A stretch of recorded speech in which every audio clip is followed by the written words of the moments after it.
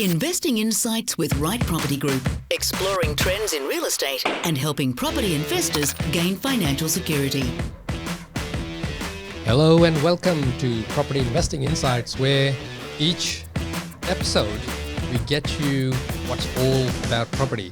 And as usual, I mistimed that entry yet again, but I think you'd be used to it. And today is a little bit special.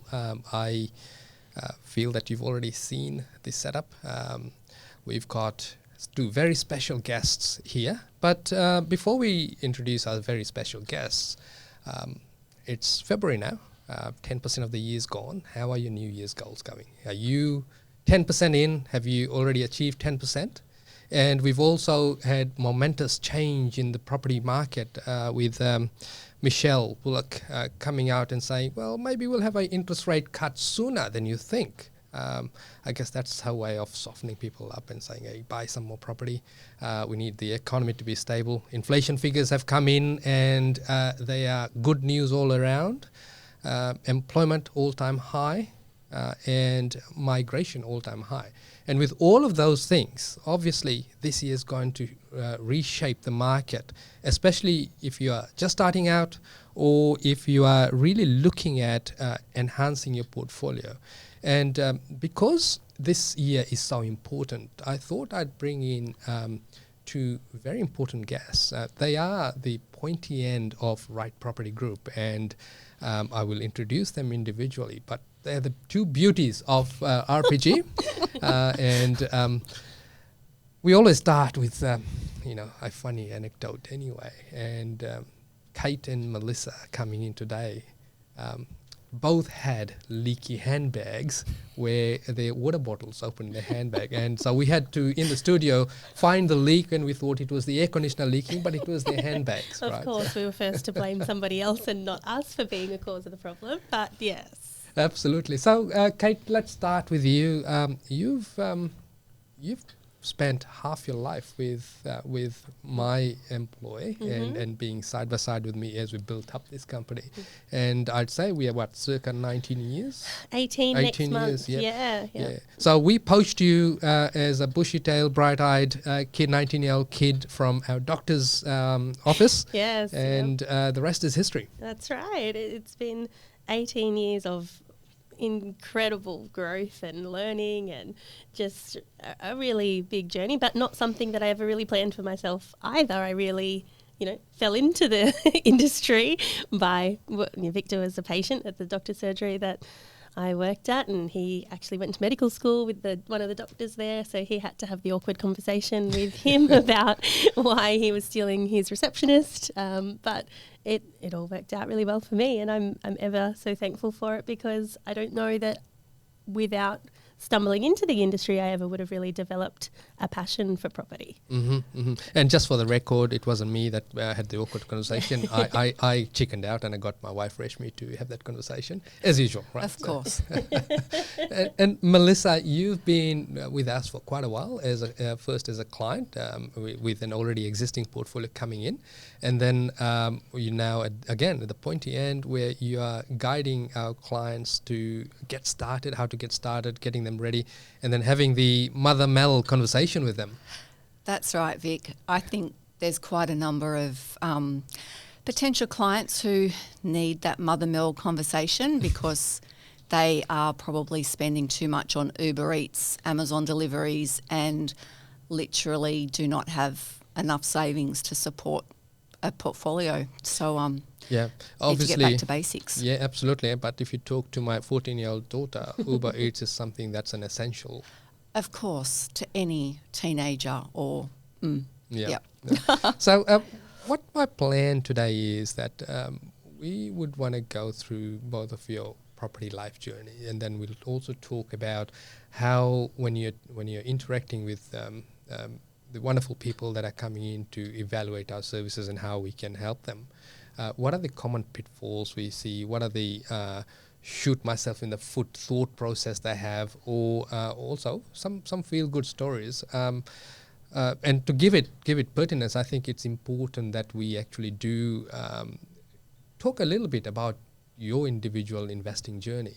and how you've made the mistakes, or how you've corrected the mistakes, and what you could have done better. And looking back over the years, what could you and what shouldn't you have done? So, Melissa, let's start with you.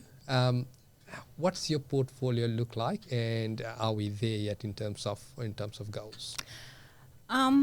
So our portfolio, we started back in 2011, which I don't want to give away my age, but hey, I was 40 when we started investing. So I felt as though we should have invested from when we were 30, and we could have. But one of the things I often say is we were generationally conditioned by our parents that you get married, you buy a house, you pay it off, and debt is bad. So it took us many, many years to remove ourselves from that mindset. Even though we had that mindset in the back end, we were actually being diligent with our saving, and we were paying off our mortgage. So that allowed us to start our journey.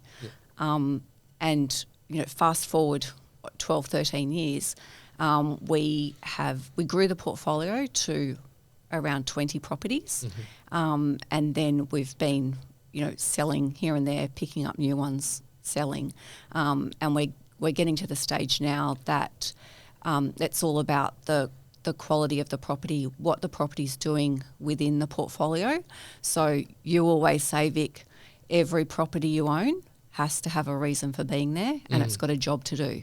So we're very, very conscious of what each property is doing in our portfolio to ultimately get us to where we can put into place our pay down strategy. And that's what we're doing at the moment. Yeah, fantastic. So, $1 million question. Did you buy a home first or the investment first? We bought our home first. Right. So we started off with a little 2-bedroom house in Westmead back in 1995.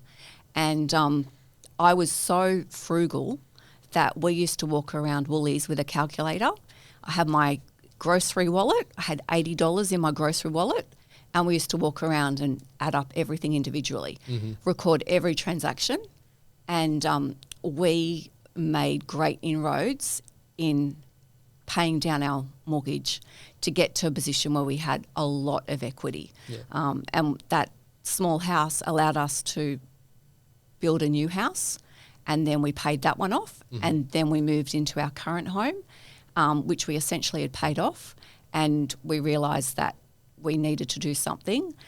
We were told by one of my very old mentors back in the day that we needed to have our money working for us 24/7.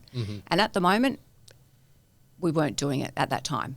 So, it's all well and good having all of this equity in your home, but it wasn't doing anything. It wasn't creating future wealth for us.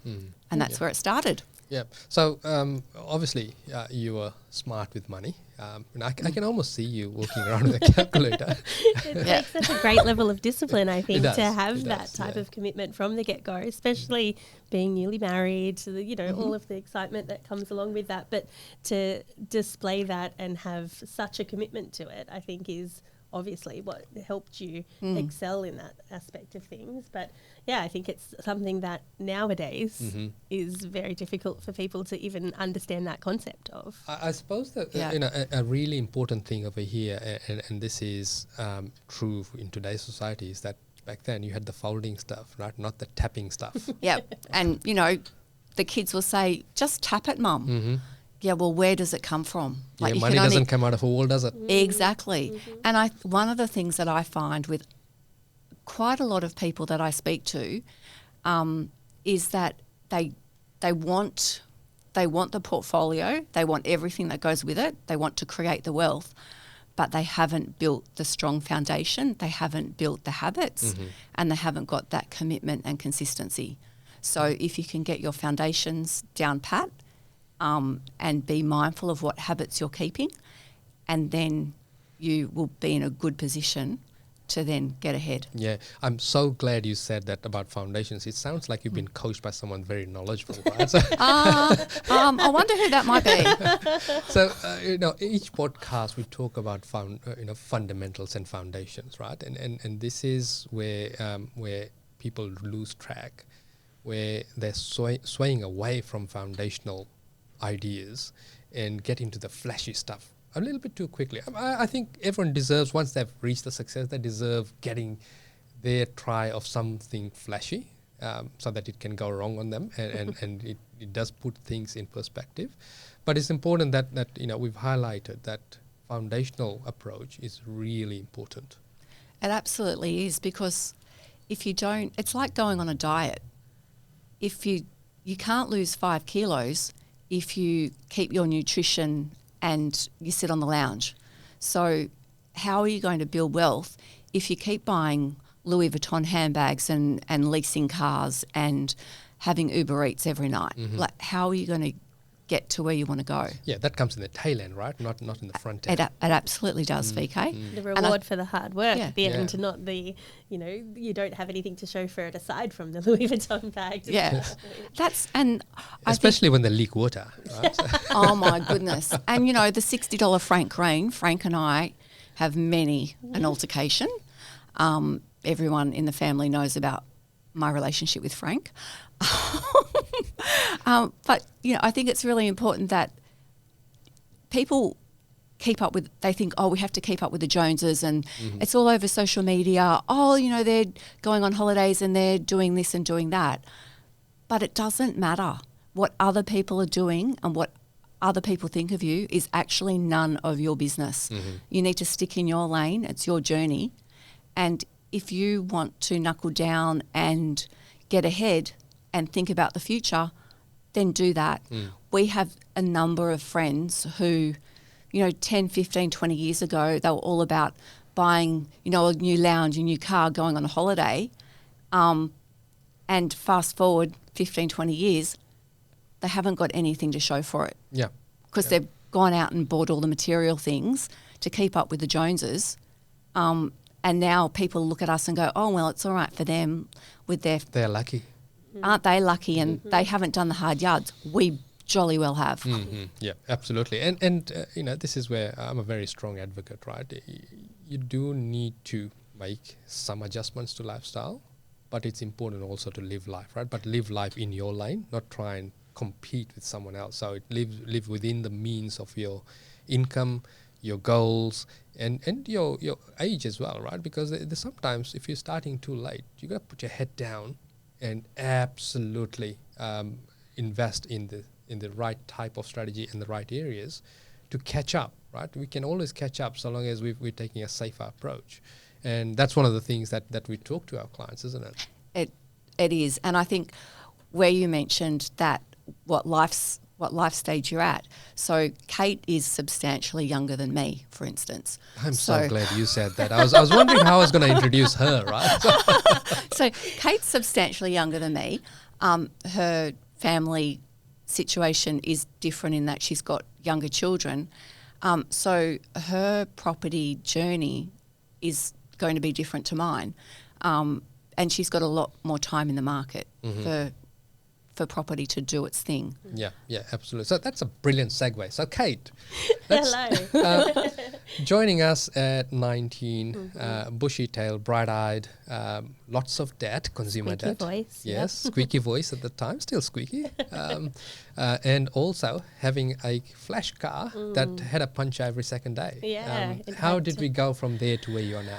Well, look, it was a very big adjustment in mindset, I think, for me. So I was that typical person who was caught up with just enjoying life in that moment, not really thinking much into the future, really just being excited to, I guess, have my own money, see what I could do with it as well. I had moved out of home. I was really living this kind of independent lifestyle, but I wasn't saving $1 of it. So like you said, there was a $40,000 car loan that I could barely afford to probably keep up with, plus then the $600 tyres for every time they went flat because of the very large rims that they had. But, it made me happy in that moment. But it wasn't until, I guess, working with you, Vic, where I started seeing and comparing myself, I guess, to clients that we were dealing with and looking at their position, realising they're not much different to myself, and why aren't I making these type of choices? Why aren't I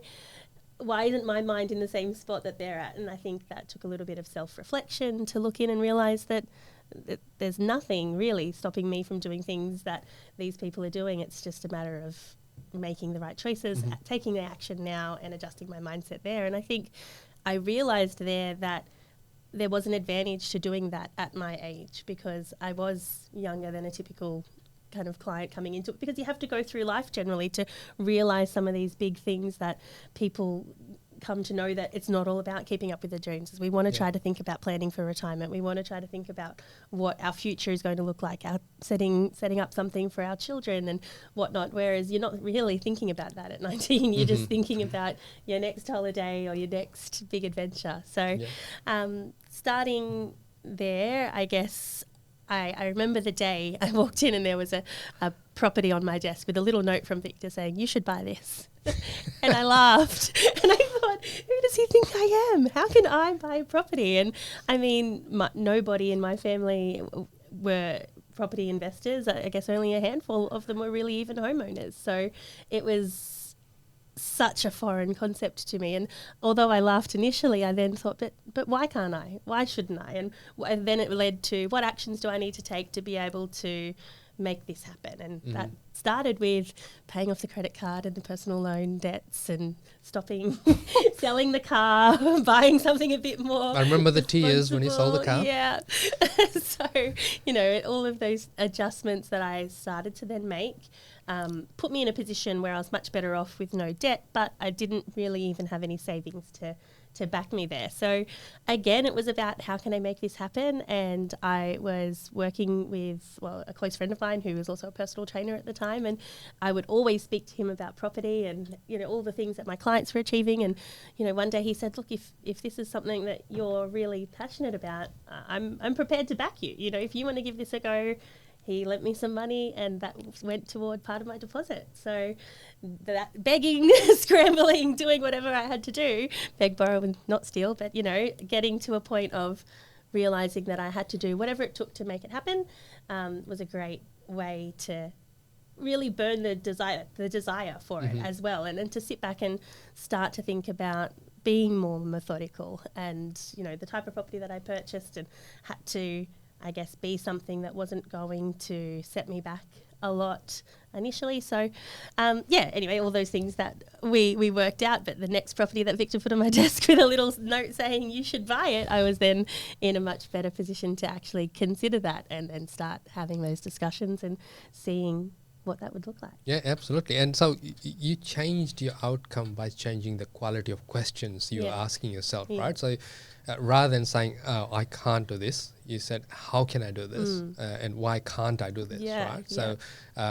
it comes back to a psychological shift, right? So when you have that big mental shift, even though it's just, left of right or right of left, whatever the saying is, it makes a monumental change in the end outcome, right? And I guess you went through the property investing, you bought a couple of properties, then you sold down some to buy your home, right? That's right. So it took 3 years, I think, from when I first started until I then bought my first property. So I was 22 when I bought my first property, and that then perpetuated me into another one, and I got to the point where then life had changed, my goals had changed. I was then wanting to have my big fat Greek wedding, and I didn't want to be fully reliant upon family to fund things like that. I wanted to be able to kind of go into that standing on our own. So we wanted to have a house, and we wanted to pay for our big fat Greek wedding with our almost 300 guests, and that, which was conservative.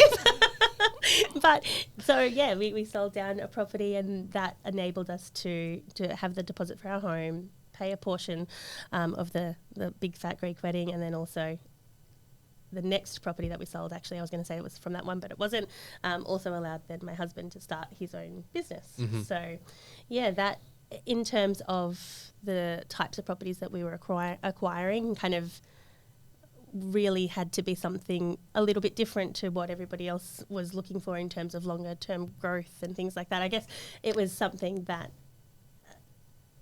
I realised wasn't actually the first property that I bought. I also bought next door to one of our other clients who ended up buying 20 odd properties in a very quick time frame. Yep. And so the comparing, I really had that was a big awakening that you cannot compare your journey to somebody else's, because he had gone on within, say, that 5 years time frame to go on and acquire, I think, probably 12 or 13 properties by then, and I'd probably bought my 3 properties, but what they'd done for me achieved everything that I needed them to. So it wasn't something that you can sit back and then look at and in hindsight not be proud of, because it's everything that you wanted to achieve. And then you need to then, and although I kind of still kick myself for selling one of the properties because, you know, hindsight is wonderful, but I wouldn't have been able to take those next steps. And yeah, we did go through that growing pains when you're looking at selling that, because Yeah. we evaluated, you know, the pros and cons of it, and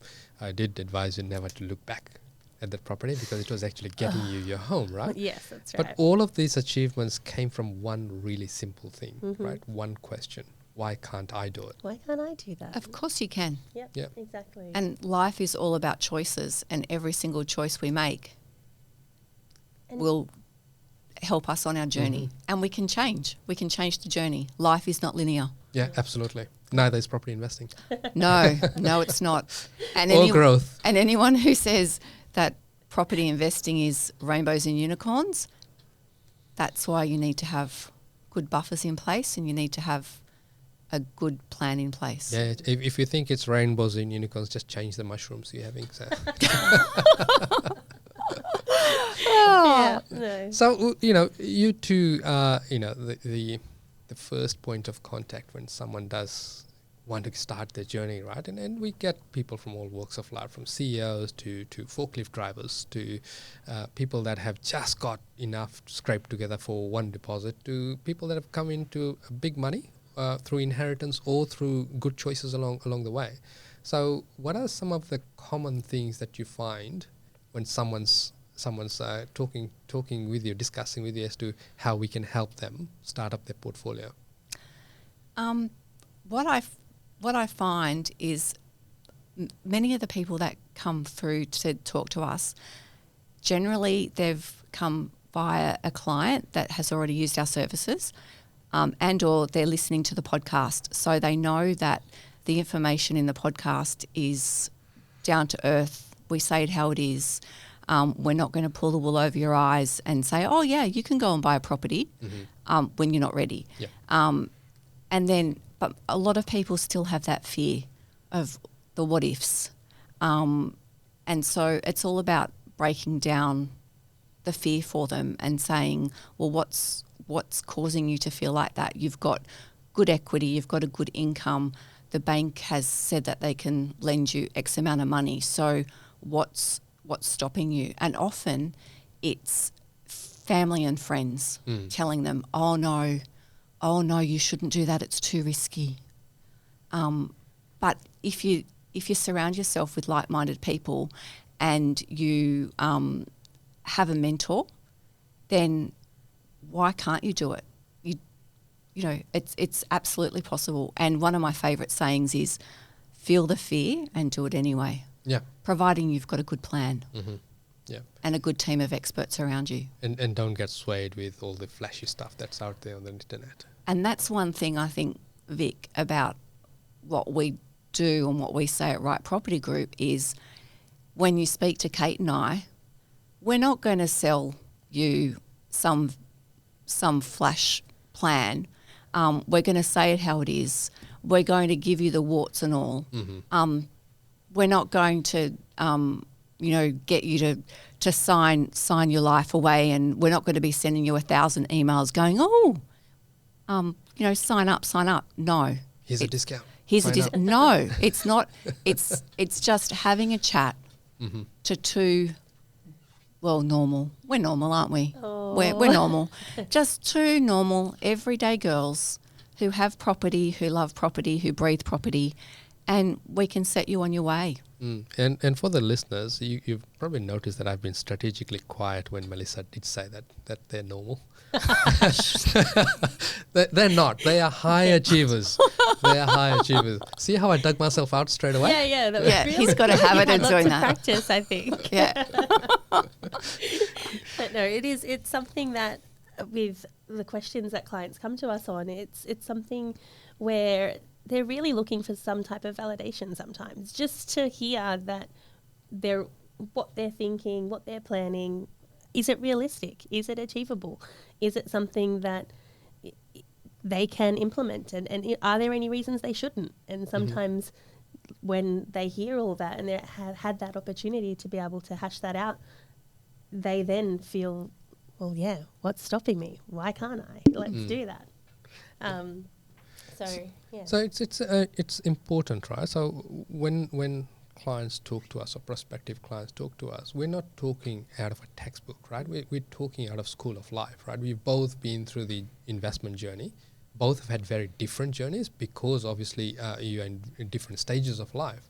But the fundamentals are still the same, right? The first question we're asking is, why can't I? And then the next is, how can I, right? Not as in questioning ourselves, but more as a statement, how can I, right?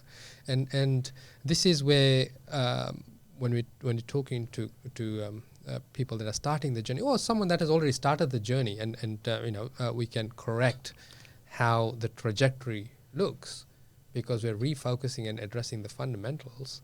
It comes full 360 in the sense that you've got the unique advantage of having visibility of thousands of portfolios. Most of them are successful. Some of them we're still working on because they came in with some issues that we need to fix before we keep adding to them, right? So the school of hard knocks, I would say, but more so the life experience that you bring to the table. Yeah, and I think that's the thing as well. When often you might see a Facebook ad to contact us now to find out X, Y, and Z, how you can create $100,000 in 2 years. Guess what, people? It's not going to work.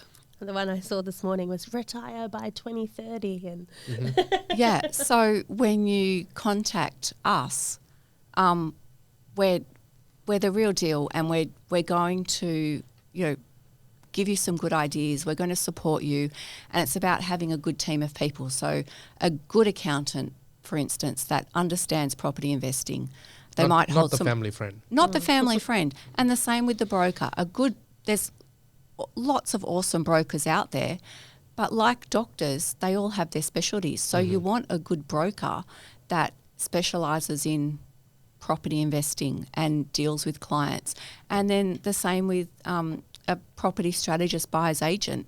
Just because Uncle Joe bought a property down the road that works for him because his friend down the street said that it was a good idea, doesn't mean that that's going to work for you. So arming yourself with good quality information, doing your research, chatting to friends that have done it, but then taking away, well, hang on a minute, that sounds as though that's really dodgy, so let's not do that.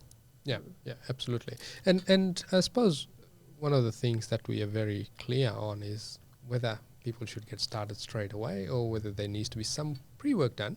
And for some, we actually turn them away because it's not in their favour to invest. Exactly. And I think that's one thing where we're very honest. And Kate and I will say to potential clients, you're actually not ready. You need to go and do A, B and C first. I remember one of the clients, and Kate, you probably would remember, he worked on his fundamentals for 4 years before he started. And he was never going to have a huge portfolio. But the portfolio that it did get him, because he actually stalled his start, was far more beneficial to him because of his lower income, as opposed to just getting started and buying something, right? Now, in some cases, that's true, right? You just got to jump in, get your feet wet, safely though, and within your means.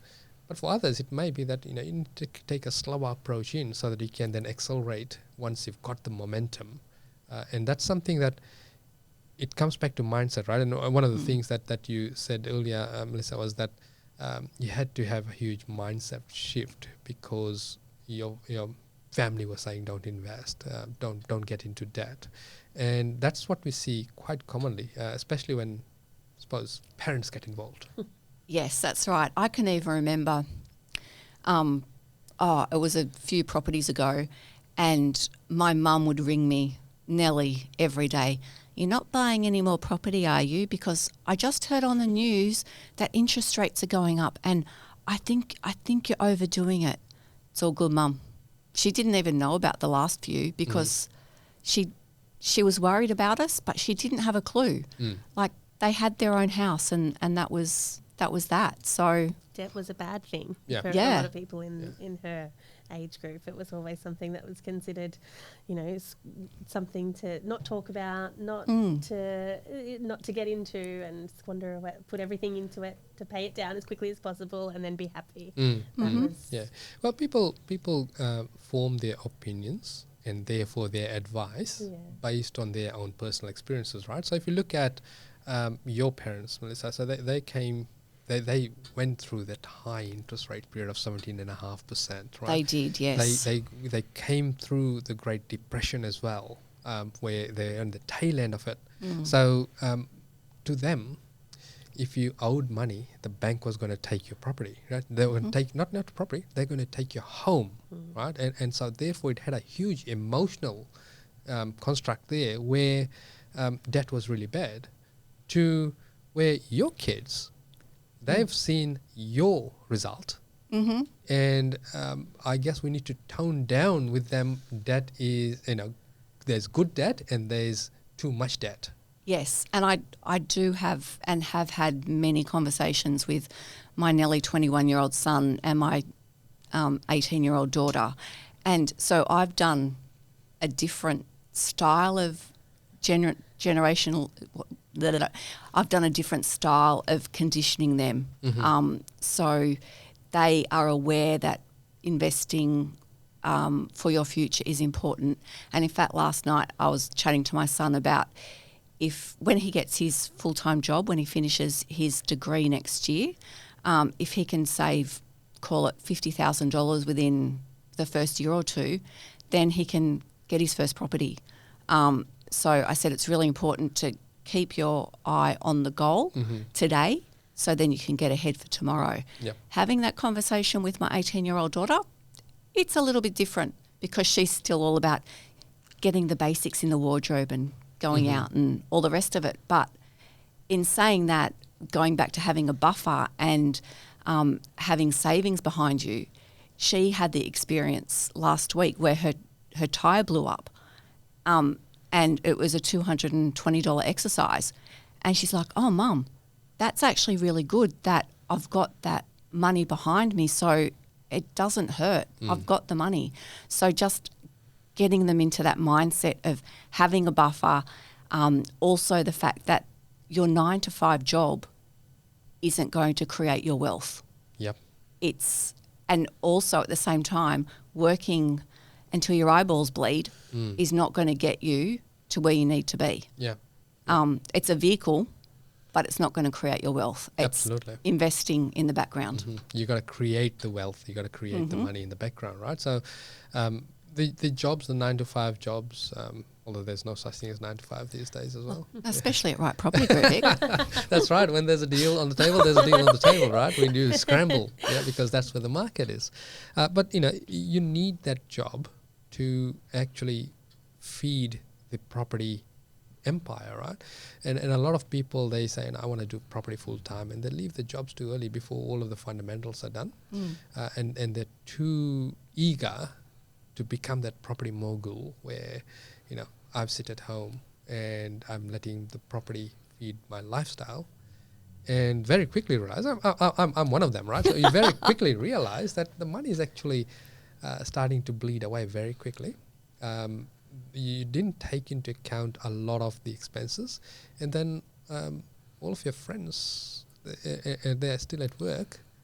So a couple of things as a takeaway from here: obviously, don't stop work too early. but don't hang around too long as well, as in line with the goals.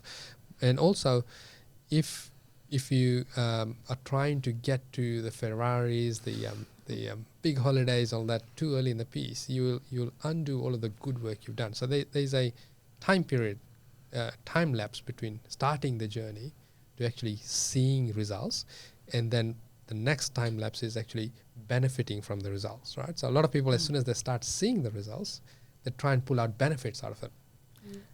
It's a bit like you lose a kilo and you think, I can go and eat lots of cake because I've lost a kilo, but you've still got 4 to go. Yep. True story. One of the things that I think a lot of clients also come to us without much, they might have saved their deposit. They've what they deem, and is a good amount of a deposit, but they haven't started planning for all those unforeseen expenses either, or they don't have a solid plan in place for life's variables. I think there was someone recently who had a job opportunity, but it was going to lead them to something that they were going to be really interested in pursuing as a career and for their passion side of things, but it was going to be at a lower income for them. And so they had to make that decision knowing that it's something that could necessarily impact their plan, their goals for their next purchase and acquisition, because their income's lower. But then is it going to force them into making any type of rash decisions about selling a property that they're holding? And the answer was no, because they had the buffers and the savings there in place. And I think some of the clients that are coming to us, they've worked really hard. They're so proud to finally have that deposit. They're ready to jump in their mindset, but really they also need to have a plan for building up that buffer at the same time, or waiting that little bit longer until they then do have some 20% type of a buffer, enough to cover 6 months or so of their general household expenses, and actually having a good understanding of their general household expenses, because the client with the McDonald's habit recently, that their finance application got declined because they were, well, not declined, but reduced in terms of their borrowing capacity because they were spending too much on takeaway. And so it became a fixed expense that then was added to their holding. And it's absolutely mind-blowing that there's so many people, and I do feel for people that are really struggling with the cost of living right now, but I'm in a particular Facebook group, a mums group, and the number of people that don't have even $5 in their bank account from payday to payday. So getting granular and getting forensic with your day-to-day expenses. And yes, you can live without the takeaway coffee. Yes, the children can do without Netflix and Disney subscriptions, people. If it means that you can save $100 a month, that gives you a buffer. So when something happens, or if you've got an unexpected medical expense, you've got some money behind you. But it takes work and it takes effort. And that's what I try and stress to everyone I speak to. Yeah. So that's the Mother Mel chat that we have, right? So The Mother Mel chat, yep, absolutely. Yeah. But I think it's really important, right? That we look at where the leaky bucket is, right? Right. So where the leaks are in the handbag, right? Oh my goodness. We're not going to leave this one down, I don't think. No. And both of us. I know, the chances. So if we look at where the leaks are, right, we need to find the cause of the leak, right? So let's use this analogy, right? So initially we thought it was I didn't. Initially you thought it was the air conditioner leaking. So, looking at the ceilings and saying, geez, that might collapse, there's water pooling up there, until really looking at the problem. It was me. Realising it was you. It was me. Yeah. The drip was coming from the handbag. Yeah, and I think... So you heard it all here. Melissa's a drip, right? Hardy ha ha. But I think that's the thing. People are so quick to blame these days, and they're not willing to hold themselves accountable. Investigate, right? That to get blinded with, it's too hard. It's too hard, and we need to stay aligned with our values, and we need to have a decent level of self-integrity. Yeah, and I get that, for some people, yes, it is hard, right? You might have unexpected income reduction or there's some family emergencies that we have, right? And that's part and parcel of life, right? So they are the people where we'd probably work with to say, well, maybe it's not the right time to get started, right? There are others where we need to find the efficiency. And my favorite way of approaching this scenario is to try and find the money from within the expenses that are already there. Really simple one.